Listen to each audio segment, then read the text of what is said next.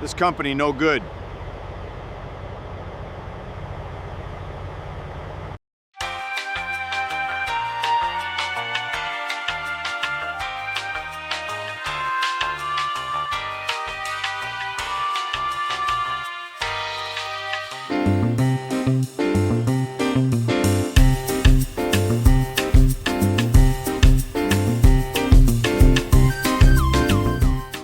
Let's talk about it right quick. Another Hirschbach driver had something to say about the company. Let me just say, allegedly, because of course you guys know I do not work for Hirschbach. And this is the words of this particular driver. So shout out to a commenter named Redbeard 9588. Thank you for the comment. He says the company lies to people. The company hides all negative posts about them. He also says if you go to work for him, he says watch out. So with him saying all of that, we definitely got to talk about it. You want answers? I think I'm entitled. You want answers? I want the truth! You can't handle the truth. Okay, drivers, so we got this story right here that came from one of my comment sessions. We're gonna talk about it right quick, right? We're gonna talk about it. So this driver, Redbeard 9588, is saying that this company has a serious reputation problem. And according to them, it's not even by accident. See, this driver claims that this company, their recruiting department, is real good at scrubbing any type of information that's negative about them online, even when the reviews of the company are legitimate. Most of the people that comes across this company and try to look them up to do their research, most of the people never hear about them. Now, the only time when this company is in the headlines or in the news or truckers is talking about them is when the company messes with somebody who already have a large following, right? You know, like following on social media. And what they trying to do to this driver or drivers, because he's not the first, definitely not the second, and most likely not the third, but they've been trying to discredit drivers for a long time instead of just owning up to the situation.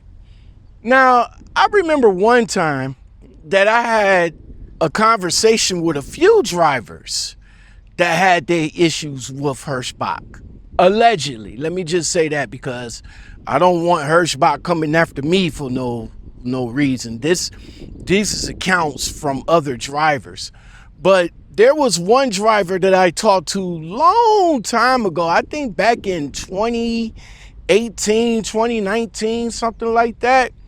And I had a good conversation with him. He was a lease purchase driver and he had his issues. I posted the video and I believe one of the person or persons from either HR or the recruiting department reached out to me to try to debunk a lot of these things that was said by that driver. If I could come across those videos, it's been a long time. Like I said, it's been back in 2018, 2019 since I talked to that driver and the HR person with Hirschbach. But if I can find them, I will definitely link it in the description below. So this particular driver in the comment section, my man Redbeard 9588, he said that the supervisors and the dispatchers are a mixed bag at the company. Some good, some bad. And that's why all of the Google reviews are all over the place when you go and do your research about the company. According to the driver, he says HR always allegedly look the other way as long as the numbers get hit. And drivers at that point have no real place to complain. But Redbeard gave a little bit of advice. And he says that avoid talking to the dispatchers over the phone, or avoid talking to just about everybody over the phone. He says use the Geotab. If you do have to call them for any reason, let them know that the session, the conversation, or anything that's being said is being recorded. Let me tell you this though, just know, okay? Just know that when you tell them that, inspect the dial tone. All right, driver. So first thing that jumps out at me on this driver's comment in my video, the driver says that this company recruiting department is good at one thing, and that is scrubbing all the bad press about them. Now, what I'm here to say is that that's not a new trick in this book. It's not. It's not. I've seen it all the time before. A company gets a bad review, and instead of trying to fix the situation or fix the problem, they just report the review just to get it taken down and move on like nothing ever happened. Here's, in my opinion, why that matters. See, if a review gets removed just because it's negative, it's not because it's fake, not because it breaks a rule, but because it's true and it makes the company look bad. Listen, that's not cleaning up your image. That's just hiding the truth from the next driver who's interested in signing on with you. And this right here lines up with exactly what this driver is talking about. See, the only time people actually hear about problems is when the company messes with somebody else who already has a following, somebody with an audience. Because at that point, they really can't delete it or keep it quiet. So instead, according to this driver right here, they go on the offensive. They try to make that driver look bad, trying to make that driver out to be a liar. See, that's the strategy they use. Discredit the driver before other people believe the story. I watched this play out on many platforms, more than once with different companies out here. See, this is not unique to just one place here, but it's happening here the way the driver describing it. And that's a pattern worth naming. So drivers, the second part of this is that the driver says you got a mixed bag. Some decent supervisors, some decent dispatchers, but overall, majority of them are horrible. See, that tracks with just about every mega carrier that I came across in this industry. It's rarely the company as a whole, right? It's usually a handful of people in a specific position who gets away with treating drivers like garbage because nobody above them is checking them. So this driver solution, smart, honestly, what they're saying is that if you left on bad terms, they say, why not just name the dispatcher that you had a problem with? Name the supervisor that you had a problem with. Because if you do that enough times across enough drivers, those same names that you've been mentioning over and over again starts to show up. See, right now, drivers, that's not gossip at this point. See, that's a pattern. That's a pattern right there. That is a pattern with receipts.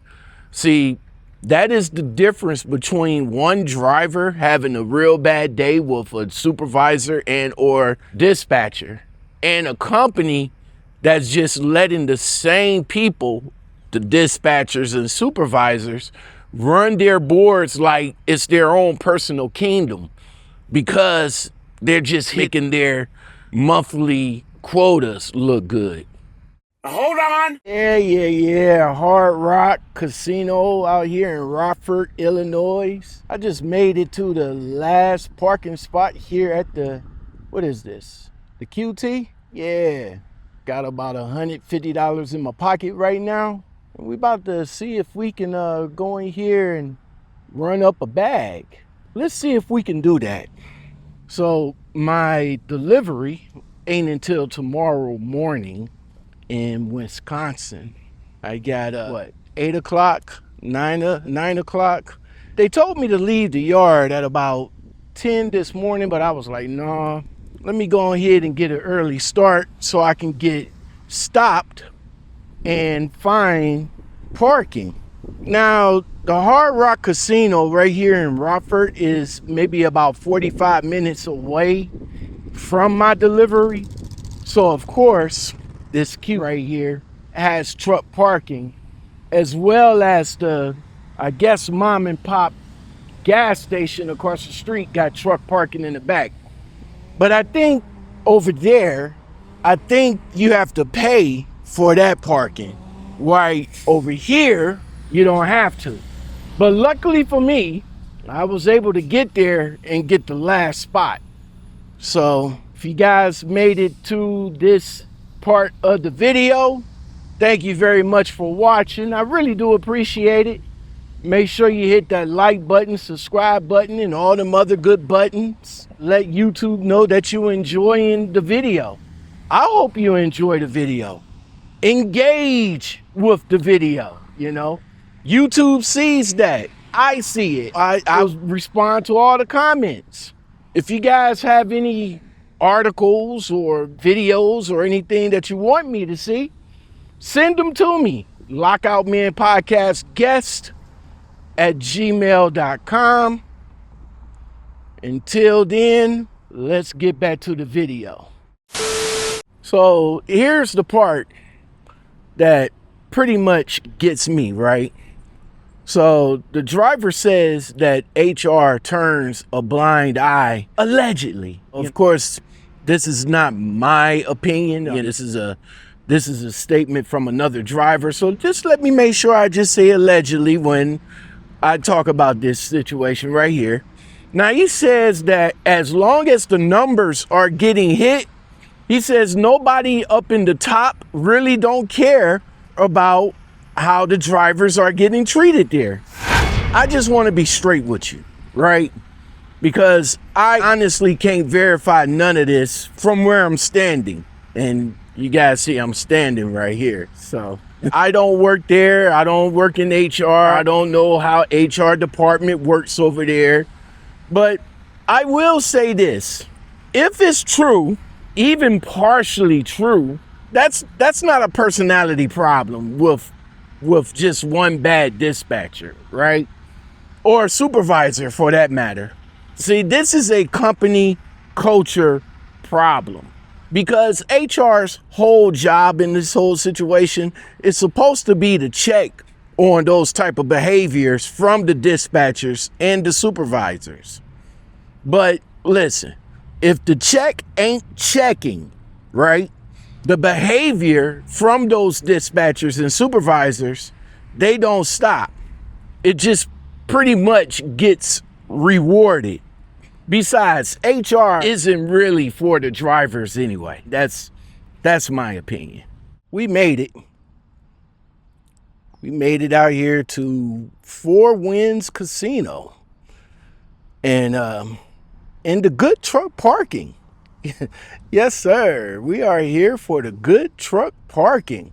Now, unfortunately, we're not going in to do nothing.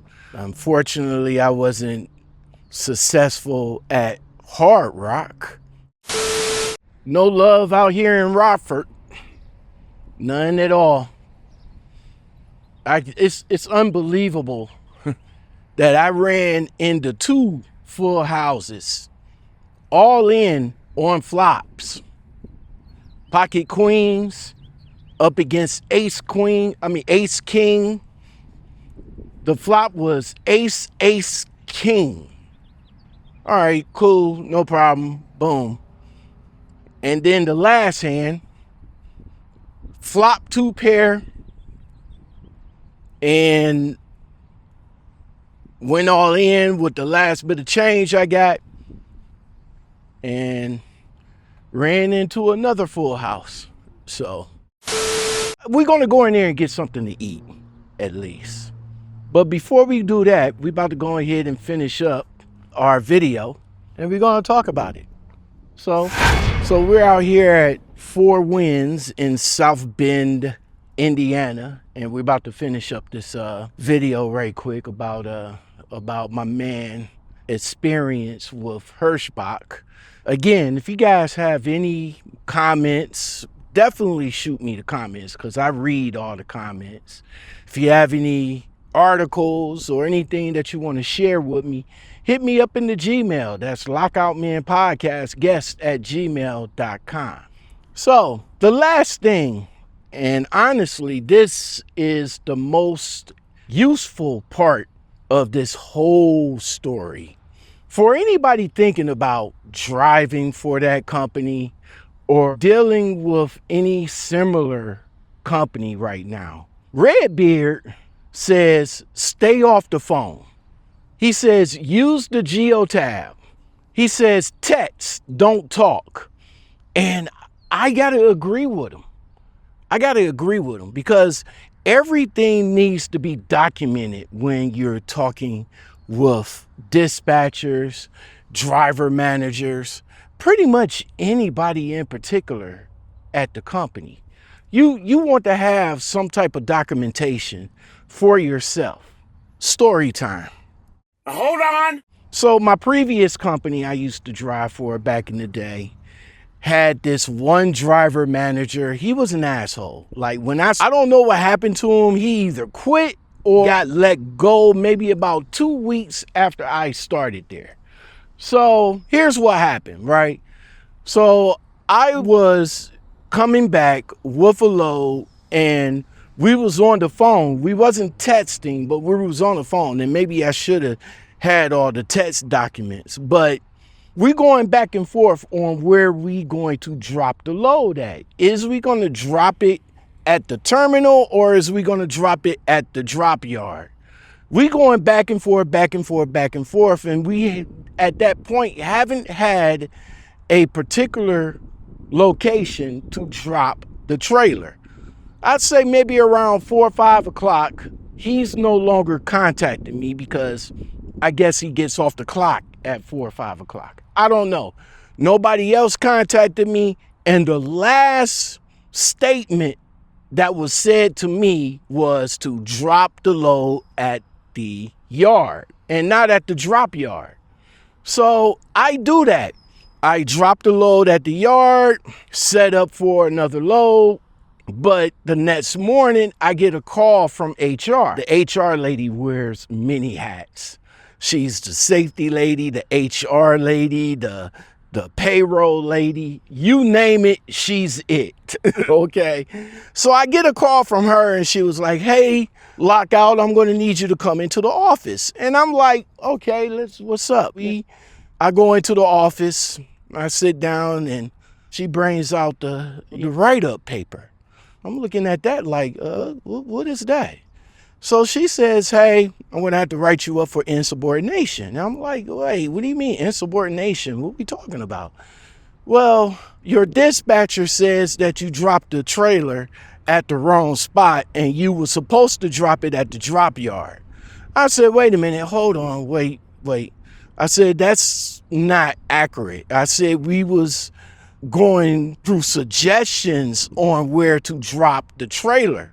And the last conversation that I had with him was to drop at the yard. That's what I did. I'm not understanding what's the problem here, because if I would have dropped it at the drop yard was on the west side. Maybe the west side was closer, I guess. I don't know. It didn't register in my head because the last conversation that I had with the dispatcher was the yard at the terminal. So me and her goes back and forth. And she was like, well, we're going to have to write it down to let them let it be known that I talked to you. And I'm going to need you to sign it. And I'm like, no, I said, you need to get with the dispatcher. you need to get with homeboy and bring him in here with me so that we can all talk about what was said about what was supposed to be going down, because I'm not signing nothing. But at that point, from that point on, everything is being documented. Everything is being texted. Everything is being recorded.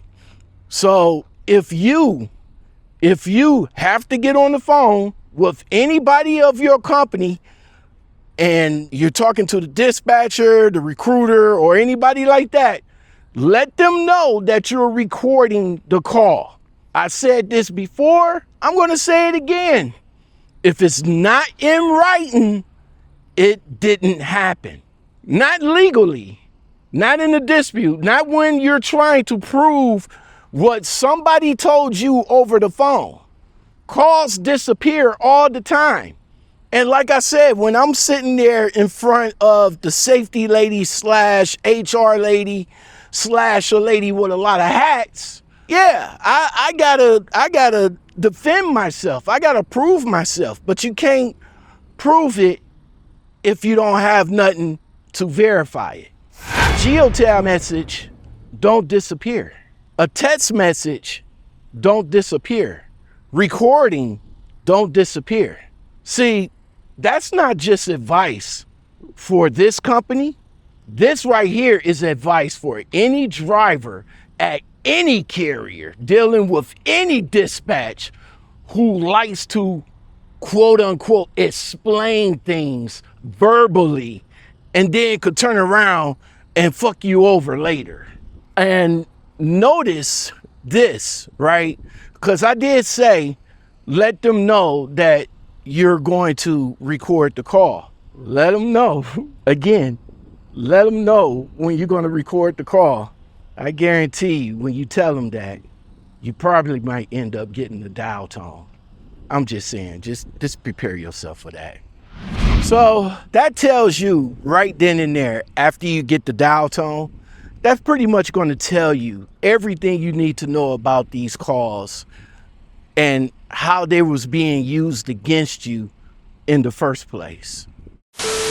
So I'm not telling you that every single word in this story is true or gospel. Like I said, it's all coming from one driver's experience. I wasn't there for none of those conversations, all right? None. But this isn't the first time that I have heard this exact shape of complaint about this company, or this particular company at that. And it pretty much lines up with all of their Google reviews on what you can find. It's going to all depend on what you're going to get.